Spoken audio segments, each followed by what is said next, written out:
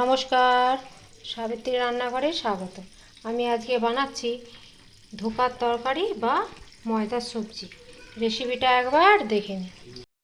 আমি এখানে 500 বেশি ময়দা নিয়েছি। দিয়ে দিচ্ছি লবণ পরিমাণ মতো। এটাকে ভালো করে মেখে নিতে হবে।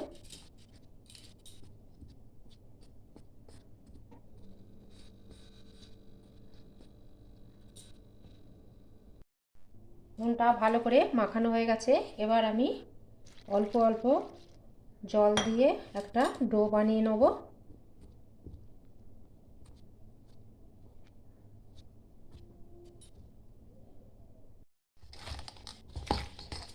আমি ভালো করে একটু মেখে নেব। আপনারা চাইলে আটা দিয়েও এটা বানাতে পারেন।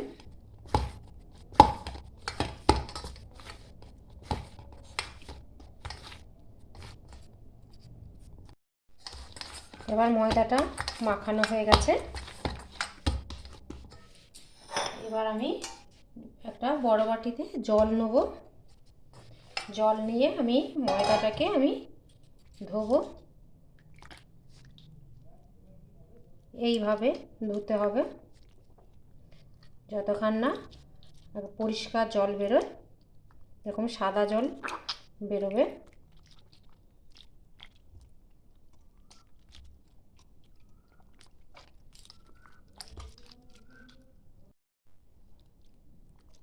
দেখুন জলটা কেমন সাদা বেরিয়েছে। এইটা আমি একটা পাত্রে আবার তুলে নেব।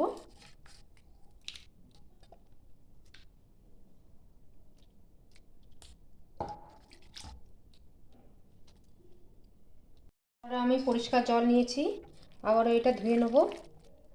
এই রকম করে অন্তত 5-6 বার ধুতে হবে যতক্ষণ না পরিষ্কার জল বেরোয়।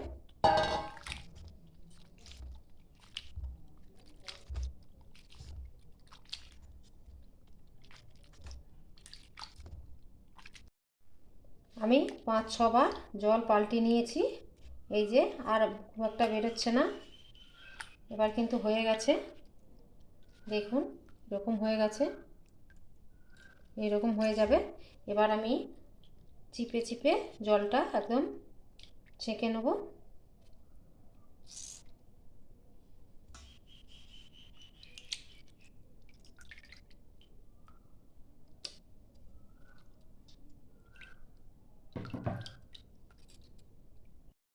আমি একটু ঝুড়ির সাহায্যে জলটাকে চিপে নিচ্ছি। দেখুন কত সুন্দর হয়েছে।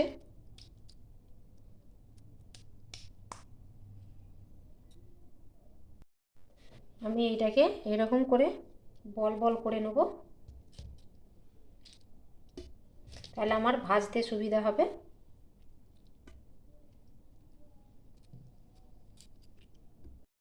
সবগুলোই বল বল করে নিয়েছি।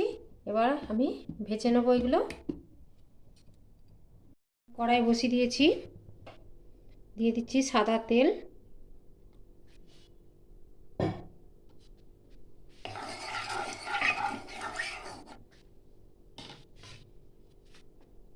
এবার একে একে ভেজে নেব।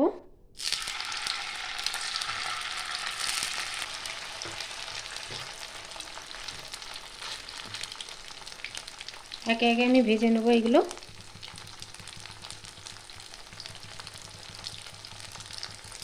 এক পাশটা উল্টে দেবো। এইভাবে আমি দুই পাশটা লাল লাল করে ভেজে নেব। বড়াগুলো আমার ভাজা হয়ে গেছে, এবার তুলে নেব। কত সুন্দর ফুলেছে।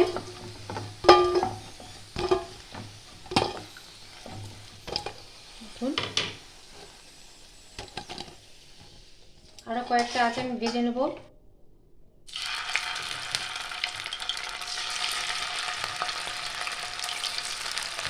একইভাবে আমি ভেজে নেব। এগুলো হয়ে গেছে, এগুলো আমি তুলে নেব। এবার এই তেলের মধ্যেই একটা কেটে রাখা বড় সাইজের আলু আমি ভেজে নেব।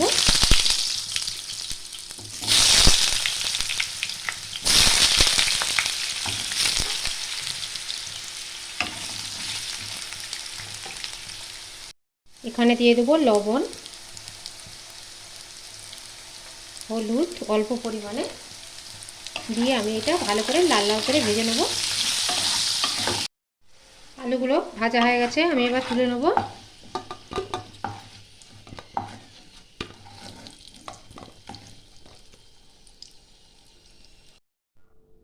আলুগুলো তুলে নিয়েছি, এবার দিয়ে দেবো একটা শুকনো লঙ্কা, তেজপাতা আর ডালচিনি, দুটো এলাচ, 4টে লবঙ্গ।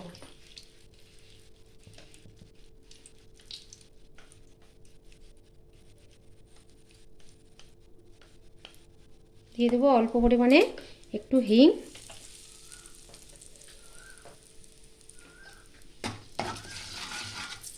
একটু ভাজা হবে এটা।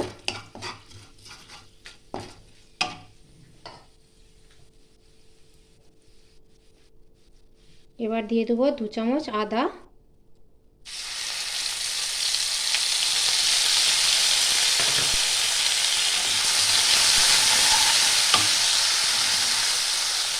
আদাটা একটু ভেজে নেব। দিয়ে দেবো জিরে 1 চামচ, ধনে 1/2 চামচ, হলুদ গুঁড়ো 1/2 চামচ,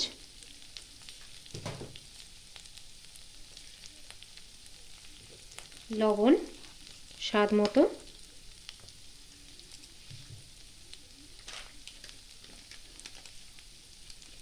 এখানে দেবো কাশ্মীরি লঙ্কা 1 চামচ,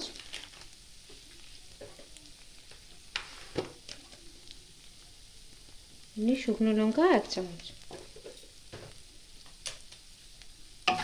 এটা ভালো করে একটু কষাবো। এবার দিয়ে দেবো টমেটো একটা, আমি পেস্ট করে রেখেছিলাম, পেস্টটাও দিয়ে দেবো। এবার টমেটো মশলাগুলো আমি ভালো করে কষিয়ে নেব। মশলাটা কষানো হয়ে গেছে, উপর থেকে তেলও ছেড়ে গেছে। এবার দিয়ে দেবো আলুগুলো,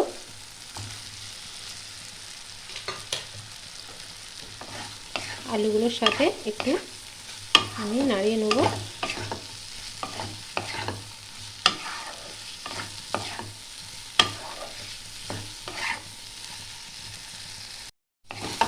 এবার দিয়ে দেবো আমি জল,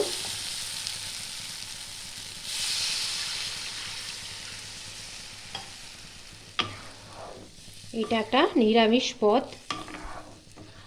এই রান্নাটা মায়াপুরে খুব একদম জনপ্রিয় রান্না,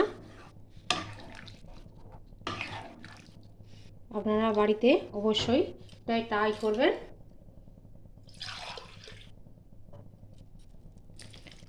আর কেমন হলো অবশ্যই জানাবেন।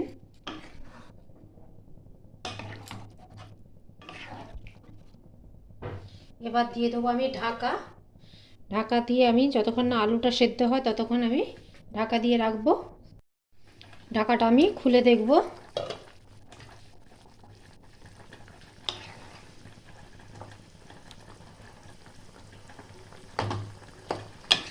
আলু মোটামুটি সিদ্ধ হয়েছে, খুব একটা সেদ্ধ হয়নি। সেদ্ধ একটু হওয়ার আগে আমি এইগুলো দিয়ে দেবো। এইগুলো একটু ভালো করে সেদ্ধ হবে।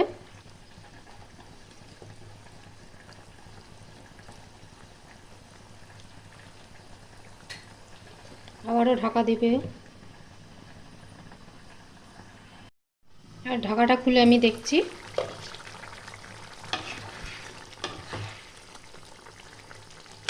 সুন্দর এগুলো ফুলে গেছে, আলুগুলোও সিদ্ধ হয়ে গেছে।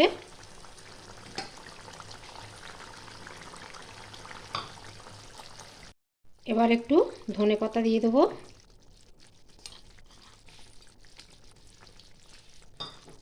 আর একটু ঘি দিয়ে দেবো।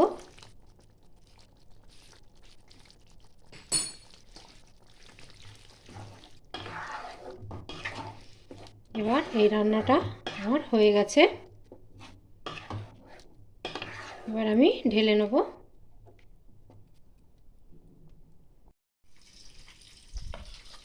এই তরকারিটা ভাতের সঙ্গে বা রুটির সঙ্গে আপনারা খেতে পারেন, খুব ভালোই লাগে। আর রেসিপিটা আমার ভালো লাগলে do like share comment subscribe করতে ভুলবেন না। চলো দেখা হচ্ছে পরের রান্না নিয়ে। টাটা।